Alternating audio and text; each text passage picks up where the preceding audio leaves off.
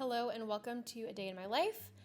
I am Macy and I'm going to be taking you guys along with me on a day in the kitchen and on a day just as a homemaker and a mom doing things that I love and that I'm passionate about, and I'm excited for you guys to tag along. If you are new here, I make lifestyle content. I also make content about running my micro bakery. So I have a cottage bakery that runs out of my house, which is the room that I'm in right now. This is my bakery room in the house, but it's just a really nice place to work as well. So I started working on my first project of the day in here, which is making tomato sauce and learning how to can things. Now, I am not a very experienced gardener, and in fact, we do not even have a garden this year. My family moved to a new home in June, so there wasn't really time before we moved to plant anything, and there certainly wasn't any time afterwards while we were unpacking and getting settled into our new space. So unfortunately, there was no gardening done for me this year. Gardening is something that I'm really excited to learn more about and to hone that craft a little bit more. I honestly find gardening pretty intimidating. I've found that I really enjoy gardening flowers. I think there's something really sweet about being able to just go out into your yard and pick a bouquet whenever you feel like it. And I've always found vegetable gardening and like fruits and stuff to be a little bit intimidating just because I feel a bit of pressure to use whatever the garden is yielding, obviously. So my hope is that by learning the skill of canning, that I will be able to feel a little bit less intimidated by that and learn how to preserve things so that I'm not constantly stressed about making sure that I use things while they're fresh from the garden.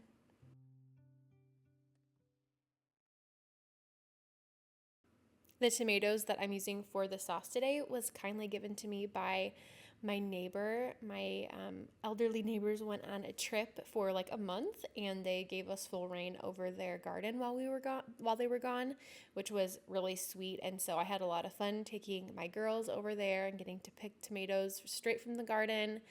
I have two daughters. They are 3 and 2 years old, and they are the absolute lights of my life. I'm so blessed to be their mother, and I'm really excited to jump into gardening, even just for the sake of them and how enriching an experience like that is. I think it's such a special treat to learn how to grow your own food, and in this home, I really value cooking from scratch. So really growing your food is kind of the next logical step. It's kind of a bit of a rabbit hole that you fall down once you get into the cooking from scratch. So I am excited to do that with them next year.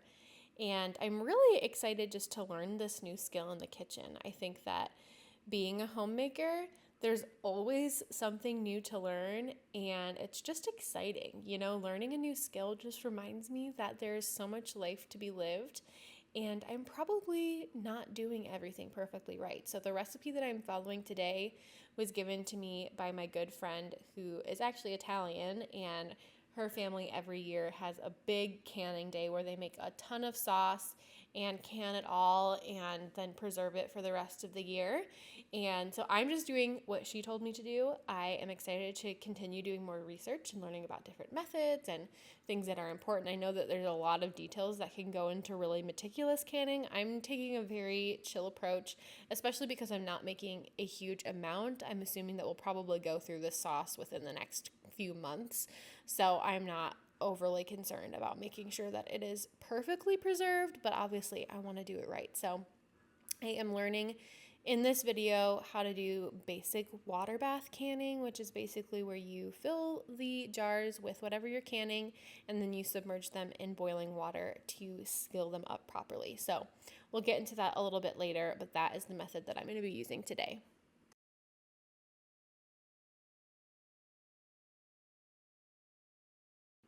For this particular sauce recipe, it's really, really basic. I just added some garlic and onions into the big pot and let that saute for a little while. And then I added the tomatoes and let that cook down until it was really kind of starting to combine into a sauce consistency. And then as you can see here, I am using a immersion blender to really, really blend up all of the ingredients. In this method, you don't take out the seeds or the skins, which I know is common in a lot of recipes, but this is like a really low fuss, really low maintenance way to make sauce, but you really want to make sure that you blend it super well so that you don't have any seeds or any skin left in the sauce. You want it to be nice and smooth. And then of course I'm also seasoning with salt as I go, and then this is just going to simmer for a really, really long time to reduce the amount of water in the sauce. So the longer that you let it reduce, the thicker it will become, so you can kind of let it cook until it reaches the consistency that you want it to be. I just recently got my immersion blender and I've been so excited about it. It was one of those kitchen tools that I just didn't have, and I was wanting to make things like homemade mayonnaise and sauces like this, different soups, and so I'm really excited, especially as we enter the fall season, to make some really fun recipes with it. And as you can see, my children are by my legs right now. You can see my youngest little girl here wanting to be with mama in the kitchen. My girls are in this phase where they're playing really, really well together, which is so new and so fun and so nice for me. I've been able to actually be productive in the mornings while they're playing together, and it's just so sweet to see their sisterly bond grow, and also to give me a little bit of space to keep our home in order. But that's why, in these videos, you guys are seeing just a quick snapshot of my days and not everything. There's lots of quiet moments in the kitchen, but there's also a lot of moments where my girls need me and they are running around and being crazy, which is why I often do videos like this with a voiceover instead of you guys actually hearing the chaos that is ensuing around me. So after the sauce had been simmering for a while, I got some fresh basil from our yard. This is very random, but like I said, we just moved into this house, and about halfway through the summer, the one flower pot in our backyard just randomly started growing basil. So that's kind of fun. And so I went out and picked some of that and added it in just for some extra flavor. And then the pot that is next to the sauce right now with boiling water, I am going to use that, as you can see here, to sterilize the jars before I add the sauce to them. So this is just going to make sure that they're nice and clean, they're not contaminated, so that you can ensure that whatever food you put inside them is going to stay nice and clean and fresh.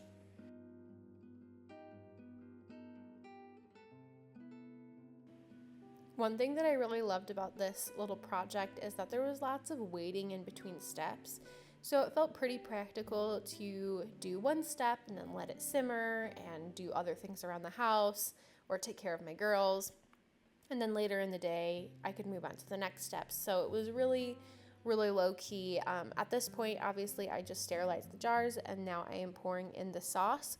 One thing that I realized I made a mistake in is that I don't think that I filled the jars enough. There was like too much space in between the sauce and where the lid of the jar is, which I'm not worried about this because I think we're going to eat the sauce pretty fast, but I'm pretty sure that if I wanted it to last longer and stay more shelf stable, then I should have made sure that the jars were more full.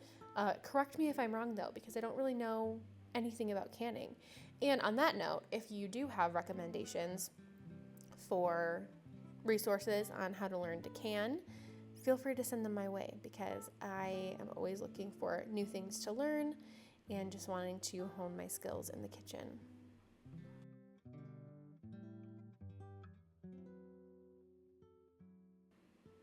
For those of you that are new here, I am very passionate about home baking and home cooking.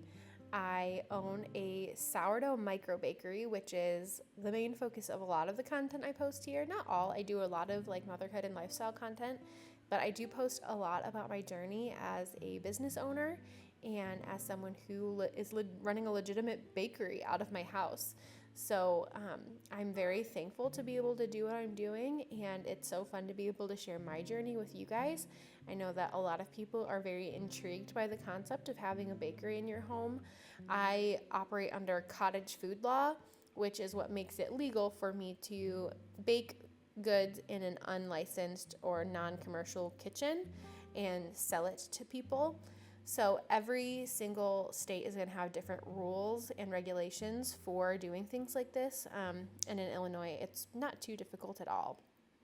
So in this clip actually that you're seeing right here, This particular week that I was filming, I was also getting ready to participate in a local farmers market, which I don't do farmers markets very often. They are more of a special little event for me.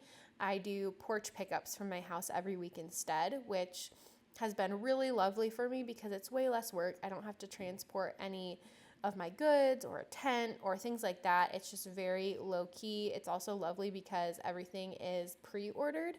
So I always know that exactly what I'm being made has already been paid for and accounted for.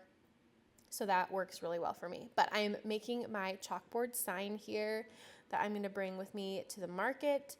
And a fun little fact, before I had my bakery and before I was doing content creation and stuff, I was a graphic designer. So design and things like that are huge passions of mine. And even before graphic design, I actually ran a business doing wedding calligraphy. So I did like custom wedding invitation designs and also like envelope addressing, things like that. So people always comment on my handwriting, and it's just kind of, first of all, how I am. My handwriting has always been pretty neat, but also I love the art behind handwriting and making things look really beautiful and balanced and things like that. So I'm just working on my sign, trying to make it as beautiful and captivating as possible to get the attention of people as they walk by.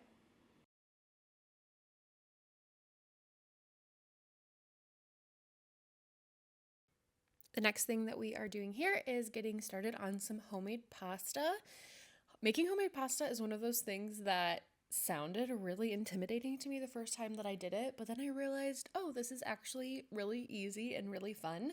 So I poured some flour directly onto my surface, and now I am cracking some eggs into the middle inside of like a little bit of a well. And then I'll add some salt and a little bit of olive oil as well.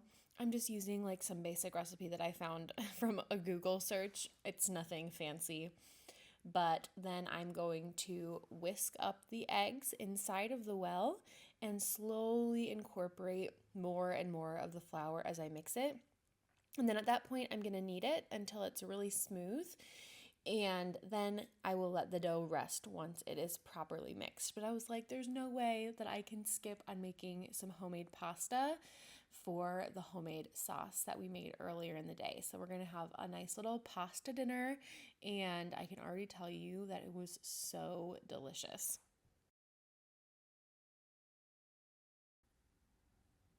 Something that I've learned about myself over the years is that I really genuinely love learning. And I think that being a homemaker and a mother is a perfect place to continually learn new skills. I just love the feeling of learning something new and challenging myself to master it.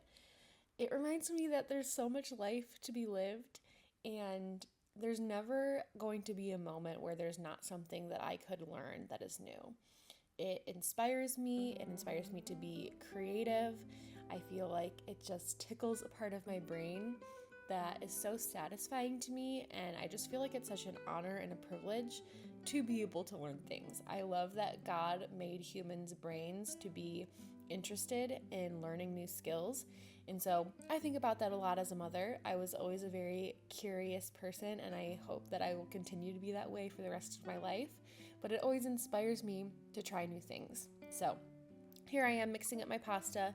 You can see that one of my girlies is in the kitchen with me, helping me out, and we're nearing the finish line of this kind of from scratch kitchen day. This particular dough is pretty stiff, and it takes a little bit of elbow grease to get it to come together, but I promise you that it will. You just have to kind of work it and make sure that all of the flour is absorbed by the egg and the olive oil, but it just takes some practice and, some upper body strength.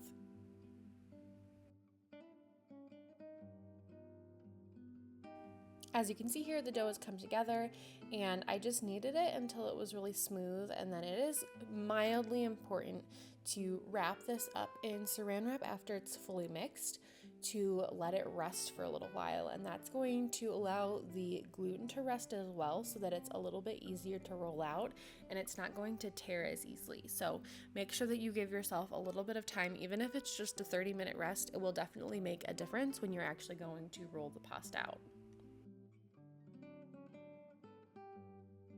I have whipped out my handy dandy pasta roller. I just have a manual one. I looked into getting the one that attached to my KitchenAid, but I kind of just liked having the option of one that doesn't need electricity, just something nice and easy and classic. I got this as a gift for Christmas, but I think it's just from Amazon. It was like $30 maybe. And I don't use it often, but I like to do things like this often enough that it felt like a good investment for me. I have made pasta without it though. I just used a rolling pin and rolled it really, really thin, and then used a pizza cutter to like slice like linguine style noodles, which took a long time, but it was still a lot of fun. It's just kind of like a little bit of project, but basically what I'm doing here is putting the dough through the pasta sheeter, and with each pass that I'm doing, I am making it a little bit thinner. So you adjust the setting on the side, and so each time, as you can see right here, I'm making the setting a little bit thinner so that the pasta is nice and thin and even. And then at the end, we run it through the other part of the pasta sheeter, and it will slice it up into individual pieces of pasta. I'm so thankful that you guys joined me today for a day in my kitchen. This is one of my favorite places to be, and I really hope that it inspires you to get into your kitchen and to try new things and learn new skills. Don't be afraid to fail. Failure is just a part of learning, and I hope that you guys enjoy this type of content. If you liked it, please make sure that you subscribe down below. Give this video a thumbs up. Make sure that you go ahead and check me out on Instagram as well. Like I said, I own a sourdough micro bakery, and I'm a mama to two sweet little girls, and I love sharing our journey, sharing more about my business and my life as a homemaker. So thank you guys so much, and I'll see you in the next video.